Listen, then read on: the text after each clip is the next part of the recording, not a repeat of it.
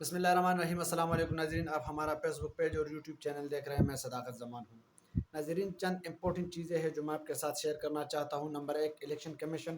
Number 2، president of Pakistan صدر عارف علوی کے خلاف ایک سوشل میڈیا پروپیگنڈا کیا جا رہا ہے، اس پر بات کریں گے۔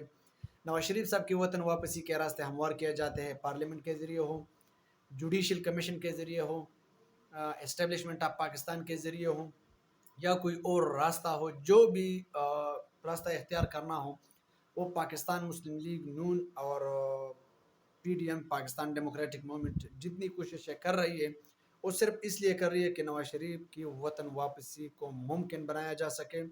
فارن فنڈنگ میں ایک نیا پیش رفت سامنے آیا ہے، اس پر بات کریں گے، اور یہ میں ضرور آپ کے ساتھ شیئر کروں گا کہ اس وقت پاکستان کے جو سابق وزیر اعظم ہیں اور پاکستان تحریک انصاف کے جو چیئرمین ہیں عمران خان، ان کے ساتھ کون کون کڑے ہیں اور کون ان کے خلاف ہیں۔ تو سب سے پہلے اس پر آتے ہیں عمران خان کے بیان پر۔ آج صبح سویرے سویرے شیخ رشید صاحب نے ایک میڈیا کو بریفنگ دی ہے، اور انہوں نے کہا ہے کہ زمینی طاقتیں، آپ کو پتہ ہوگا کہ زمینی طاقتیں کون کون سی ہیں، اور 15 حکمران پارٹیوں کے ساتھ ہے۔ جتنی بھی زمینی طاقتیں ہیں، پاکستان کی آرمی، پاکستان کی اسٹیبلشمنٹ، پاکستان کی بیوروکریسی، پاکستان کی جوڈیشری، اور خاص طور پر اس کو کبھی آپ نے نہیں بھولنا ہے کہ اس وقت جو الیکشن کمیشن ہے وہ بھی پاکستان مسلم لیگ نون کا حصہ بن چکا ہے۔ تو یہ ساری زمینی طاقتیں ہیں، اور جتنی بھی سیاسی پارٹیاں ہیں، تقریباً 1.5 درجن کے قریب سیاسی پارٹیاں ہیں، سوائے پاکستان تحریک انصاف کے اور جماعت اسلامی کے، وہ سارے پی ڈی ایم کا حصہ ہیں۔ ان میں ایسی پارٹیاں بھی ہیں جن کے پاس کوئی ووٹ بھی نہیں ہے، کوئی سیٹ بھی نہیں ہے، لیکن ان کے ساتھ ان کی ہمدردیاں ہے اور اتحاد کر چکے ہیں۔ تو یہ سارے زمینی طاقتیں 15 حکمران پارٹیوں کے ساتھ ہیں، اور عمران خان کے ساتھ صرف آسمانی طاقتیں اور عوام کی طاقت اس وقت عمران خان کے ہاتھ میں ہے۔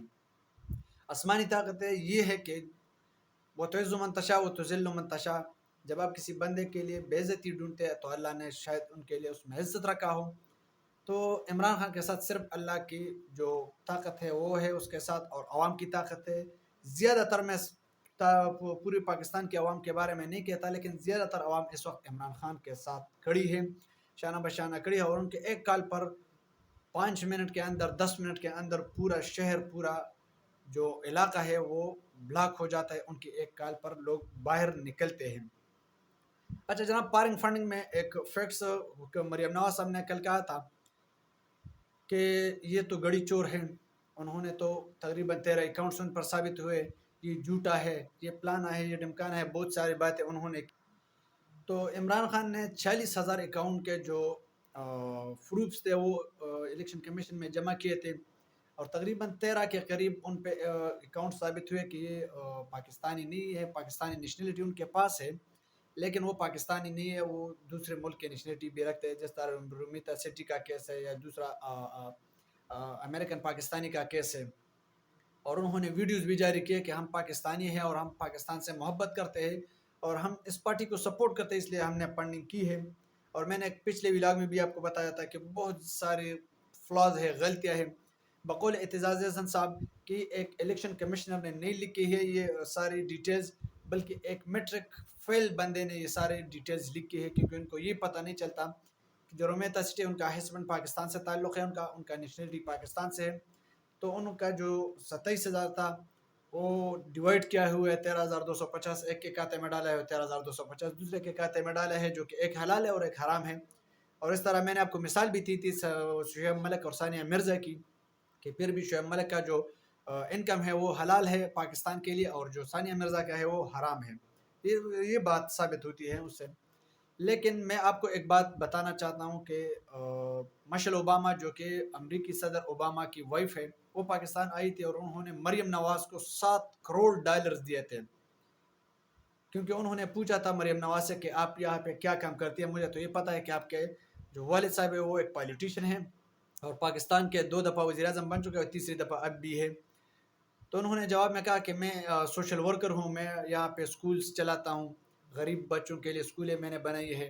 حالانکہ کسی نے پوچھا اور کسی نے اس کو بتایا نہیں کہ یہ کوئی کام نہیں کرتی، بلکہ ایک مفرورہ ہے، اور اپنے والدین اور اپنے بھائیوں کے جو جائیدادیں ہیں ان کو بچانے کی کوشش کر رہی ہے، اور ان کو عدالتوں پہ پریشر ڈالتی ہے یا اسٹیبلشمنٹ پہ اپنا پریشر ڈال کے اپنے بھائیوں کو اور اپنے والدین کو بچا رہی ہے. صرف یہ کام ہے ان کا، مریم نواز کا پاکستان میں خاص طور پر. نہ ان کی کوئی اسٹرگل ہے. اگر آپ کو بھی کسی بھی ایک پوائنٹ پر ان کی اسٹرگل سیاست میں نظر آتی ہے تو آپ مجھے بتا سکتے ہیں، میں آپ کا جرمدار ہوں.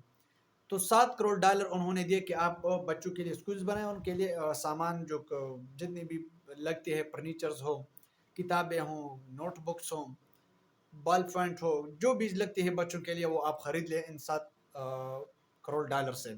وہ $7 کروڑ کا ایک پیسہ بھی پاکستان میں نہیں لگا ہے، اور پورا کا پورا پیسہ غبن ضائع ہو گیا ہے اور ہضم ہو گیا ہے. بقول شیخ رشید صاحب ٹائٹا فش ہو گیا ہے. تو یہ ہے فارن فنڈنگ. وہی ہوتی ہے. صرف فارن فنڈنگ یہ نہیں ہے کہ عمران خان نے جو انہوں نے تو پھر بھی اپنے آپ کو الیکشن کمیشن کے سامنے پیش کیا.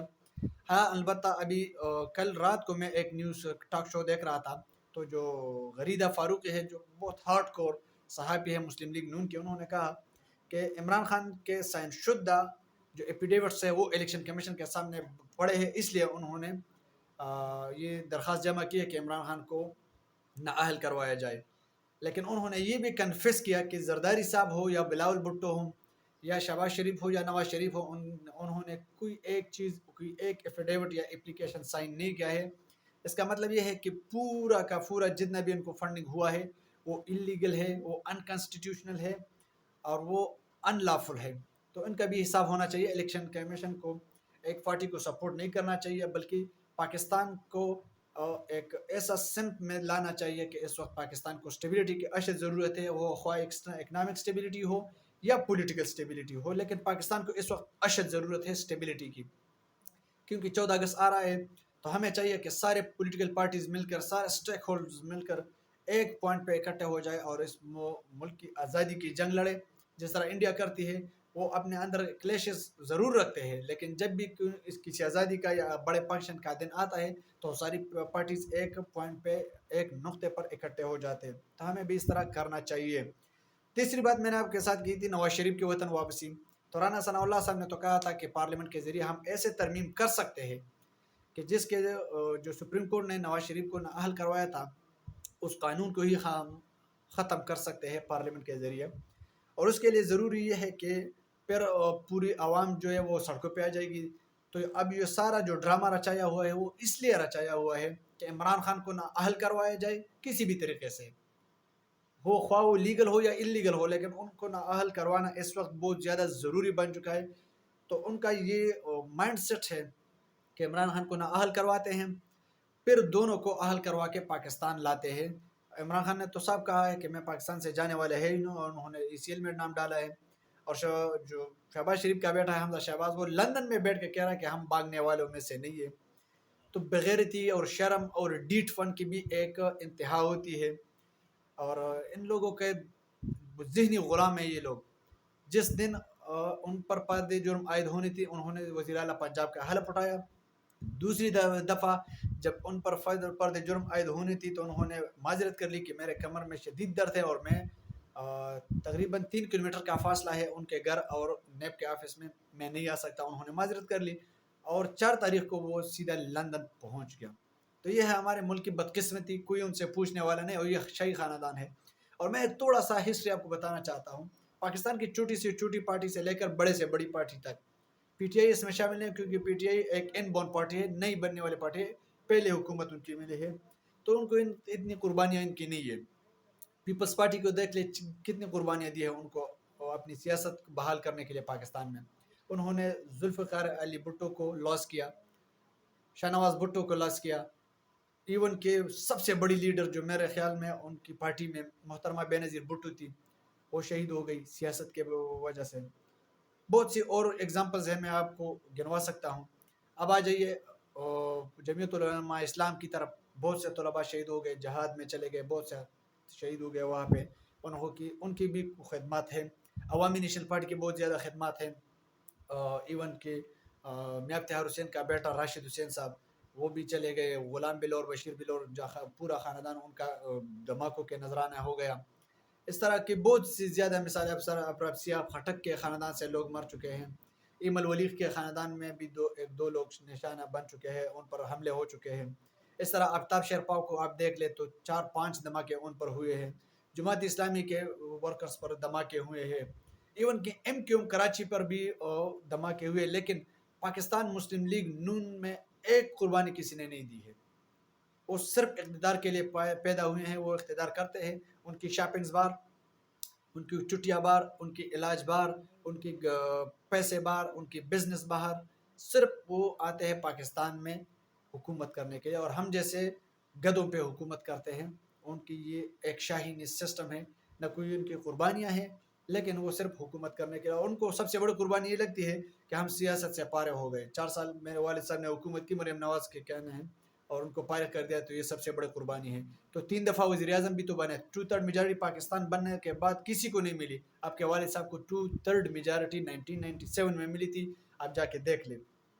اچھا، صدر عارف علوی کے خلاف بہت بڑا کیمپین کیا جا رہا ہے سوشل میڈیا پر کہ وہ جو شہید ہیں ان کو گھر نہیں چلے گئے، اور سوشل میڈیا کی وجہ سے وہ ڈر گئے۔ یہ تو سب سے بڑا جو کنفیوژن ہے وہ ایک تو D J S P R ہے ہمارا بابر افتخار، وہ میرے خیال سے میں جتنا سمجھتا ہوں تو وہ کنفیوز ہے، ان کو یہ سمجھ نہیں آ رہی کہ کس بات کو ڈیفینڈ کرنا ہے، کہاں پہ انٹرویو دینی ہے، کیوں دینی ہے، اور کس لیے دینی ہے۔ تو وہ جب بھی انٹرویو دیتے کوئی نہ کوئی ایک نیا بکیڑا کھڑا کر دیتا ہے۔ انہوں نے جب سوال کیا ان سے کہ صدر عارف علوی نے شہداء کے جنازے میں شرکت نہیں کی، تو انہوں نے کہا کہ میں نو کمنٹس۔ آپ کو کمنٹس کرنا چاہیے، آپ ہوتے کون ہے کہ صدر عارف علوی کو آپ ڈسکریڈٹ کرتے ہیں، کیونکہ وہ آپ کا سپریم کمانڈر ہے۔ صدر کس کا عہدہ کیا ہے، آپ کو تو یہ سمجھ میں آنا چاہیے کہ صدر کا جو عہدہ ہے for the unity of state ہوتا ہے، supreme commander of arm forces ہوتا ہے، وہ پورے ملک کا انتظامی امور کا سربراہ ہوتا ہے، ریپریزنٹیٹو آپ ریپبلکن آف پاکستان ہے۔ اور آپ کہتے ہیں کہ میں نو کمنٹس، میں کمنٹس نہیں کرنا چاہتا، تو آپ ایک نیا بکیڑا کر دیتے ہیں، اور سوشل میڈیا کے جو ٹرولرز ہیں، جو فیٹ ٹرولرز ہیں، جو مسلم لیگ کے پیٹ ٹرولرز ہیں یا پاکستان پیپلز پارٹی کے ہیں، وہ زیادہ تر اس چیز پہ لگے ہوئے ہیں کہ ان کو بدنام کیا جا رہا ہے۔ تو یہ آپ کے کمانڈر کو بدنام کیا جاتا ہے، آپ کو ڈیپینڈ کرنا پڑتا ہے، آپ کو ڈیپینڈ کرنا پڑے گا، کیونکہ آپ کا سپریم کمانڈر ہے۔ آپ کی جو تعیناتی ہے، آپ کا جو چیف ہے، آرمی چیف کی تعیناتی بھی ان کی ایک سائن کی وجہ سے رک جاتی ہے، اور ایک سائن کی وجہ سے وہ ڈسمس بھی ہو جاتا ہے۔ تو یہ آپ کا سپریم کمانڈر ہے، آپ کو اس پر سٹینڈ لینا ہوگا۔ الیکشن کمیشن نے ایک سمجھ نہیں آ رہا کہ میں اس کے لیے کیا الفاظ استعمال کروں، لیکن ایک نیا شوشہ چھوڑا ہے، اور جو پچھلا الیکشن ہوا تھا پنجاب کا ضمنی الیکشن میں، تو انہوں نے کہا تھا کہ 40,000 تقریباً سارے حلقوں کا ملا کہ 40 لاکھ انہوں نے نئے ووٹرز کا انتخاب کیا تھا، جو کہ سارے مر چکے تھے، اور ان کے سینے سی بھی ضبط ہو چکے تھے، ختم ہو چکے تھے، اور انہوں نے الیکشن کا ووٹ بھی ڈلوایا تھا۔ جو عمران خان بار بار کہتا ہے کہ سارے دندی کے وجود ہم نے جیتا ہے، وہ اس لیے آج انہوں نے ایک شوشہ چھوڑا ہے، انہوں نے کہا کہ ہم نے جانچ پڑتال کی ہے، اسکروٹنی کی ہے، اور تقریباً 1,15,000 ووٹرز جو ہے وہ ہم نے آئیڈینٹیفائی کیا ہے کہ وہ مر چکے ہیں، اور ہمارا جو رپورٹ تھا وہ غلط تھا۔ پہلے 2,25,000 تھا، پھر اسکروٹنی کر کے 2,20,000 پہ آیا، اور اب جب تیسری بار اسکروٹنی کی ہے تو 1,15,000 پہ آ چکے ہیں۔ اور میرے خیال سے اگر یہ پوری طریقے سے ابھی بھی ایمانداری سے، دیانتداری سے اسکروٹنی کرے تو یہ بھی نہیں، یہ فگر بھی نہیں بچ جاتا۔ اب تک کے لیے اتنا ہی، اپنا بہت سارا خیال رکھے گا، اپنے اس چینل کا بھی۔ اللہ حافظ۔